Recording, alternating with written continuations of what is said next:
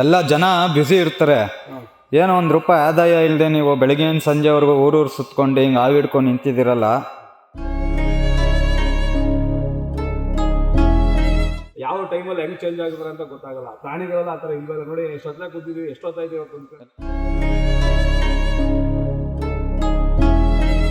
ನಿಮಗೆ ಸ್ನೇಕ್ ಬಸವರಾಜ್ ಅವ್ರಿಗೆ ಯಾವ ಇಷ್ಟ ಅಂತ, ಭಾಳ ಫೇವ್ರೇಟ್ ಅಂತ ಬಂದರೆ? ಸರ್, ಪ್ರತಿಯೊಂದು ಹಾವು ಇಷ್ಟ.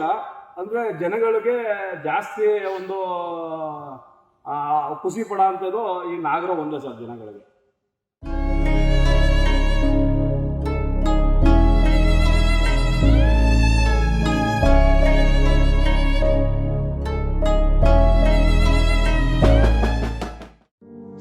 ಎಸ್, ನೀವು ನೋಡ್ತಾ ಇರೋ ಇವರ ಹೆಸರು ಗೋಳೂರು ಸ್ನೇಕ್ ಬಸವರಾಜು ಅಂತ. ನಂಜನಗೂಡು ತಾಲೂಕಿನ ಬಹುತೇಕ ಜನರಿಗೆ ಇವರು ಚಿರಪರಿಚಿತ. ಯಾವುದೇ ಆದಾಯ ಇಲ್ಲದೆ ಹೋದರೂ ತಮ್ಮ ಸ್ವಂತ ಖರ್ಚಿನಲ್ಲಿ ಹಾವು ಮತ್ತು ಪ್ರಾಣಿ ಪಕ್ಷಿಗಳ ಸಂರಕ್ಷಣೆ ಮಾಡ್ತಾ ಇದ್ದಾರೆ. ಇದುವರೆಗೂ ಸಾವಿರಾರು ಹಾವುಗಳನ್ನು ಹಿಡಿದಿರುವ ಈ ವ್ಯಕ್ತಿಗೆ ಸ್ವಲ್ಪನೂ ಭಯ ಇಲ್ಲ. ಆದರೆ ಹಾವುಗಳ ಬಗ್ಗೆ ಸಾಕಷ್ಟು ಅರಿವಿದೆ. ಎದುರಿಗೆ ಅದ್ಯಾವುದೇ ಹಾವಿರಲಿ ಅದನ್ನ ಕ್ಷಣ ಮಾತ್ರದಲ್ಲಿ ಹಿಡಿದು ಸೈ ಅನ್ನಿಸಿಕೊಳ್ತಾರೆ. ಹಾವನ್ನ ಹಿಡಿದ ಬಳಿಕ ಅಲ್ಲಿನ ಜನಕ್ಕೆ ವಿಷಕಾರಿ ಹಾಗೂ ವಿಷರಹಿತ ಹಾವುಗಳ ನಡುವಿನ ವ್ಯತ್ಯಾಸ ಏನು, ಹಾವುಗಳನ್ನ ಗುರುತಿಸುವುದು ಹೇಗೆ ಎಂಬುದನ್ನ ಸುಲಭ ಉದಾಹರಣೆಗಳ ಮೂಲಕ ವಿವರಿಸುತ್ತಾರೆ. ಹಾವು ಕಂಡಾಗ ಗಾಬರಿಗೊಳ್ಳದೆ ಶಾಂತವಾಗಿ ದೂರ ಸರಿಯುವುದು ಅತ್ಯಂತ ಸುರಕ್ಷಿತ ಕ್ರಮ ಅಂತ ಸಲಹೆ ನೀಡುವ ಜೊತೆಗೆ ಹಾವು ಕಚ್ಚಿದಾಗ ಜನರು ಪಾಲಿಸುವ ಕೆಲವು ತಪ್ಪು ನಂಬಿಕೆಗಳು ಹಾಗೂ ಅಜ್ಞಾನದಿಂದ ಮಾಡುವ ಕ್ರಮಗಳು ಜೀವಕ್ಕೆ ಯಾವ ರೀತಿ ಅಪಾಯಕಾರಿಯಾಗಬಹುದು ಎಂಬುದನ್ನ ತಿಳಿಸುತ್ತಾರೆ. ಅವರ ಜೊತೆ ಯಾರು ಇರ್ತಾರೋ ಇಲ್ವೋ, ಆದ್ರೆ ಹಾವುಗಳು ಮಾತ್ರ ಸದಾ ಇದ್ದೇ ಇರುತ್ತೆ. ಇನ್ನ ಈ ಕೆಲಸವನ್ನ ಯಾವುದೇ ಫಲಾಪೇಕ್ಷೆ ಇಲ್ಲದೆ ಮಾಡುವ ಬಸವರಾಜ್ ಹಾವಿನ ಸಂರಕ್ಷಣೆ ಸಂದರ್ಭ ಯಾವ ರೀತಿ ಇರ್ತಾರೆ, ಹಾವು ಕಂಡ ಭಯಭೀತರಾದ ಜನಕ್ಕೆ ಯಾವ ರೀತಿ ಟಿಪ್ಸ್ ಕೊಡ್ತಾರೆ, ಹಾವಿಗೂ ತಮಗೂ ಇರುವ ಅವಿನಾಭಾವ ಸಂಬಂಧ ಏನು ಅನ್ನೋದ್ರ ಬಗ್ಗೆ ಅವರು ಹೇಳೋದೇನು ಅನ್ನೋ ಸಣ್ಣ ಡೀಟೇಲ್ಸ್ ಇಲ್ಲಿದೆ. ವನ್ಯಜೀವಿ ಸಂರಕ್ಷಕ ಮಾತಾಡ್ತಾ ಇದ್ದೀನಿ ನೋಡಿ. ಮನೆಗಳಲ್ಲಿ ಹಾವು ಬರುತ್ತೆ, ಹಾವು ಅಂದ ತಕ್ಷಣ ನೀವು ಹಾವು ಅಂತ ಎದ್ರಕೊಂಡು ಓಡಿ ಈಚೆ ಬಂದ್ಬಿಡ್ತೀರಾ. ಹಾವು ಎಲ್ಲೋಗಿ ಸೇರ್ಕೊಳುತ್ತೆ ಅಂತ ಗೊತ್ತಾಗಲ್ಲ ನಿಮ್ಗೆ. ಹಂಗಾಗಿ ನೋಡಿ, ನಾನು ಅದ್ರ ಪಕ್ಕದಲ್ಲೇ ಹೋಗ್ತಾ ಇದ್ದೀನಿ. ಅದು ನಮ್ಗೆ ಕಚ್ಚಕ್ಕೇನು ಬರಲ್ಲ, ಅದಕ್ಕೆ ಭಯ ಇದೆ. ಹಂಗಾಗಿ ಅದು ಔಷಧಕ್ಕೆ ಟ್ರೈ ಮಾಡುತ್ತೆ. ದಯವಿಟ್ಟು ಯಾರೇ ಹಾವುಗಳನ್ನ ನೋಡಿದ್ರು ಕೂಡ ನೀವೇನ್ ಮಾಡ್ಬೇಕು ಅಂತಂದ್ರೆ ಅದ್ರ ಜೊತೆನೇ ಹೋಗ್ಬೇಕು. ಹೋದಾಗ ಎಲ್ಲಿರುತ್ತೆ ಅಂತ ನಮ್ಗೆ ಗೊತ್ತಾಗುತ್ತೆ. ಇಲ್ಲ ಅಂತಂದ್ರೆ ನಾವು ಹುಡ್ಕಕ್ಕೆ ತುಂಬಾ ಕಷ್ಟ ಆಗುತ್ತೆ.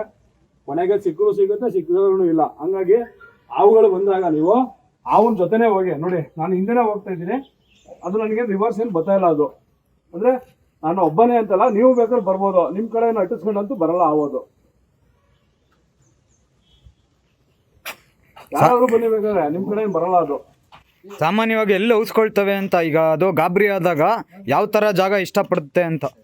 ಸರ್, ಅದು ಯಾವ ತರ ಜಾಗ ಅಂತಂದ್ರೆ ನೀವು ಮನೇಲಿ ಹಾಕಿರೋಂಥ ಸೋಫಾ ಸೆಟ್ ಆಗಿರ್ಬೋದು, ಫ್ರಿಡ್ಜ್ ಆಗಿರ್ಬೋದು, ಚಪ್ಪಲಿ ಸ್ಟ್ಯಾಂಡ್ ಆಗಿರ್ಬೋದು, ಅಥವಾ ನಿಮ್ಮ ಅಲ್ಲಿ ಏನಾದ್ರು ಒಂದು ಮುಕ್ತೆಗಳಾಗಿರ್ಬೋದು, ಏನಾರ ಮನೆಗೆ ತಂದಂತ ಒಂದು ವಸ್ತುಗಳು ಇಟ್ಟಿರ್ಬೇಕಾದ್ರೆ ಅಲ್ಲಿ ಔಸ್ಕೊಳ್ಳೋಕೆ ಟ್ರೈ ಮಾಡುತ್ತೆ. ಅದು ಅಂತ ಗೊತ್ತಾಗಲ್ಲ. ಪ್ರಾಣಿಗಳೆಲ್ಲ ಆ ಥರ ಇಲ್ವಲ್ಲ ನೋಡಿ, ಎಷ್ಟೊತ್ತ ಕೂತಿದ್ವಿ, ಎಷ್ಟೊತ್ತಾಯ್ತು ಇವತ್ತು. ಎಲ್ಲ ಸರ್, ಈಗ ಎಲ್ಲ ಜನ ಬ್ಯುಸಿ ಇರ್ತಾರೆ. ಏನೋ ಒಂದು ರೂಪಾಯಿ ಆದಾಯ ಇಲ್ಲದೆ ನೀವು ಬೆಳಗ್ಗೆಯಿಂದ ಸಂಜೆವರೆಗೂ ಊರೂರು ಸುತ್ಕೊಂಡು ಹಿಂಗೆ ಆವಿಡ್ಕೊಂಡು ನಿಂತಿದ್ದೀರಲ್ಲ, ಏನು ಉಪಯೋಗ ಇದರಿಂದ ಹೋಗ್ಲಿ ಅಂತ? ಸರ್, ಮುಂದಿನ ದಿನಗಳಲ್ಲಿ ಇವೆಲ್ಲ ನಶಿಸಿ ಹೊಂಟೋಗ್ತವೆ ಸರ್. ತುಂಬ ಅಪರೂಪ ಸಿಗಲ್ಲ. ಈಗ ಎಷ್ಟೋ ಕಡೆ ಜಮೀನುಗಳಿಗೆ ಕಳನಾಶಕ ಮತ್ತೆ ರೌಂಡಪ್ ಫೀಡನ್ಗಳು ಎಲ್ಲ ಹಾಕ್ಬಿಟ್ಟು ಪ್ರಾಣಿಗಳೆಲ್ಲ ಎಲ್ಲ ಹೋಗ್ಬಿಡ್ತಾ ಇದೆ. ನಮ್ಗೇನು ಸಿಗ್ತಾ ಇಲ್ಲ ಇವಾಗ, ಆ ಪ್ರೋಟೀನೇ ಸಿಗ್ತಾ ಇಲ್ಲ ಆಹಾರದಲ್ಲಿ. ಹಂಗಾಗಿ ಇದು ನಮ್ಮ ಆಹಾರಕ್ಕೆ ಒಂದು ಚೈನ್ ಲಿಂಕು ಸರ್. ಇದನ್ನು ಕಳ್ಕೊಂಡ್ರೆ ನಾವು ಮುಂದೆ ಕಷ್ಟ ಆಗುತ್ತೆ ಅಂತೇಳಿ ಇದನ್ನ ಸಂರಕ್ಷಣೆ ಮಾಡೋಕ್ಕೆ ಅಂತ ನಾವು ಮಾಡ್ತಿದ್ದೀವಿ ಸರ್. ಈ 3 ಉದ್ದೇಶ ಇಟ್ಕೊಂಡು ಸಂರಕ್ಷಣೆ ಮಾಡ್ತಿದ್ದೀವಿ. ಒಂದು, ಹಾವಿಗೆ ತೊಂದರೆ ಆಗ್ಬಾರ್ದು, ಒಂದು ಆ ಮನೆಯವ್ರಿಗೆ ತೊಂದರೆ ಆಗ್ಬಾರ್ದು, ಒಂದು ನಮಗೆ ತೊಂದರೆ ಆಗ್ಬಾರ್ದು ಅನ್ನೋ ರೀತಿಯಲ್ಲಿ ಮಾಡ್ತಾ ಇದ್ದೀವಿ. ಈಗ ಏನೇ ಎಷ್ಟೇ ಸಂಪಾದನೆ ಮಾಡಿದ್ರು ಒಂದಲ್ಲ ಒಂದಿನ ನಾವು ಹೋಗ್ಲೇಬೇಕು. ಅದಕ್ಕೇನಕ್ಕೆ ಸರ್, ಒಂದು ರಕ್ಷಣೆ ಅಂತ ಬಂದಾಗ ಪ್ರತಿಯೊಬ್ಬರನ್ನು ಗುರುತಿಸ್ತಾರೆ. ಒಂದು ಸಮಾಜದಲ್ಲಿ ಒಂದು ಗೌರವ ಇರುತ್ತೆ. ಈಗ ಕೆಲವರು ಗುರುತಿಸ್ಕೊಳ್ಳೋಕೆ ಏನೆಲ್ಲ ಮಾಡ್ತಾರೆ ಅಂದ್ರೆ, ನಮ್ಮ ಹತ್ರ ಹಣಕಾಸು ಇಲ್ಲ ಅಂದ್ರೂ ಒಂದು ಪ್ರತಿಭೆ, ಇದು ಕಲೆ ಅನ್ನೋದು ಯಾರಪ್ಪನ ಮನೆ ಸೊತ್ತು ಅಲ್ಲ. ಹಂಗಾಗಿ ಇದೊಂದು ದೇವ್ರು ಕೊಟ್ಟ ವರ ಅಂತ ನಾವು ಈ ಕೆಲಸ ಮಾಡ್ತಿದ್ದೀವಿ ಸರ್. ಇದೊಂದೇ ಅಲ್ಲ, ಪ್ರತಿಯೊಂದು ಪ್ರಾಣಿ ಪಕ್ಷಿಗಳನ್ನು ಆಕ್ಸಿಡೆಂಟು, ಕರೆಂಟು ಏನಾದ್ರು ಏಟಾದಿದ್ದು, ಮತ್ತೆ ದೇವಸ್ಥಾನಕ್ಕೆ ಬಿಟ್ಟಂತ ಗೂಳಿಗಳಿಗೂ ಕೂಡ ನಾವು ಕಾಲ್ ಜ್ವರ, ಬಾಯಿ ಜ್ವರ ಮತ್ತೆ ಆಕ್ಸಿಡೆಂಟ್ದು ಅವೆಲ್ಲ ನೋಡ್ಕೊಂಡು ಸುಮಾರು ಹೆಚ್ಚು ಒಂದು 60-70 ಗೂಳಿಗಳನ್ನ ರಕ್ಷಣೆ ಮಾಡಿದೀವಿ. ಸದ್ಯಕ್ಕೆ ಒಂದು ಕಾಣ್ತಾ ಇಲ್ಲ ಸರ್, ಎಲ್ಲ ಒಂದು 5-6 ಕಾಣಿಸುತ್ತೆ.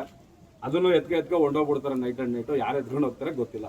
ನಿಮಗೆ ಸ್ನೇಕ್ ಬಸವರಾಜ್ ಅವ್ರಿಗೆ ಯಾವ ಇಷ್ಟ ಅಂತ, ಭಾಳ ಫೇವ್ರೇಟ್ ಅಂತ ಬಂದರೆ? ಸರ್, ಪ್ರತಿಯೊಂದು ಹಾವು ಇಷ್ಟ. ಅಂದ್ರೆ ಜನಗಳಿಗೆ ಜಾಸ್ತಿ ಒಂದು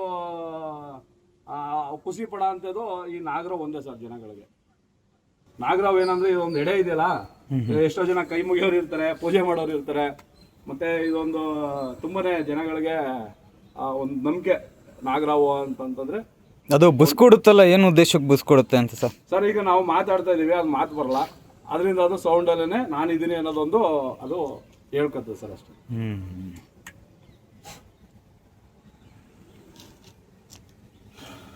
ನಾಗರಾವು ಗಂಡು ಹೆಣ್ಣು ಅಂತ ಏನಾರು ಇರುತ್ತಾ ಅಂತ? ಸರ್ ನಮ್ಗೆ ಇನ್ನೂ ಅಷ್ಟೊಂದು ಗೊತ್ತಾಗಲ್ಲ, ಅಂದ್ರೆ ಅದು ಸದ್ಯಕ್ಕೆ ಇದು ಗಂಡಾವು ಅಂತ ಹೇಳ್ಕೊತೀನಿ ಸರ್. ಅದನ್ನ ಹೆಂಗ್ ಐಡೆಂಟಿಟಿ ಮಾಡ್ತೀರಾ ಅಂತ ಸರ್? ಸರ್ ಹೆಣ್ಣಾವಿಗೆ ಸ್ವಲ್ಪ ತುಂಬಾ ಉದ್ದ ಇರುತ್ತೆ, ಮುಖ ಸ್ವಲ್ಪ ಚೂಪಕ್ಕಿರುತ್ತೆ, ಇದು ಸ್ವಲ್ಪ ಗುಂಡುಂಡಕ್ಕೆ ತುಂಡ ಇರೋದ್ರಿಂದ ಸ್ವಲ್ಪ ಇದು ಗಂಡಾವು ಅಂತ ಒಂದು ನಾವು ಇದು ಮಾಡ್ಬೋದು.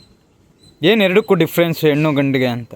ಅದೇ ಹೇಳಿದ್ರಲ್ಲ ಸರ್, ಹೆಣ್ಣು ಅಂತಂದ್ರೆ ಸ್ವಲ್ಪ ಉದ್ದಕ್ಕಿರುತ್ತೆ ಹಾವು, ಆ ಮುಖ ಸ್ವಲ್ಪ ಚೂಪಕ್ಕಿರುತ್ತೆ, ಇದು ಸ್ವಲ್ಪ ಗುಂಡಕ್ಕಿದೆ, ಸ್ವಲ್ಪ ತುಂಡ ಇದೆ, ಹಂಗಾಗಿ ಇದು ಗಂಡಾವು ಅಂತ ನಾವು ಇದನ್ನ ಇದು ಮಾಡ್ತೀವಿ. ಇದು ಮಿಲನ ಕ್ರಿಯೆ ನಾಗರಾವ್ ಜೊತೆನೆ ಮಾಡೋದಾ ಅಥವಾ ಬೇರೆ ಹಾವುಗಳ ಜೊತೆ ಏನಾದ್ರು ಮಾಡುತ್ತಾ ಅಂತ? ಸರ್ ನಾಗರಾವೇ, ಕೇರಾವೆ, ನೀರಾವೆ, ಟ್ರಿಂಕೆಟೆ, ಮತ್ತೆ ವೂಲ್ ಸ್ನೇಕ್ ಅಂತ ಹೇಳ್ತೀವಿ, ನರಿ ಮಕ್ಕಳವು. ಅದು ಹಾವುಗಳು ಏನು ಎಷ್ಟೇ ಜಾತಿ ಇದ್ರು ಆ ಜಾತಿ ಹಾವಲ್ಲೇ ಮಿಲನ ಮಾಡುತ್ತೆ ಹೊರತು ಕೊಳಕ್ಮಂಡ್ಲ ಜೊತೆನೆ ಮಾಡುತ್ತೆ.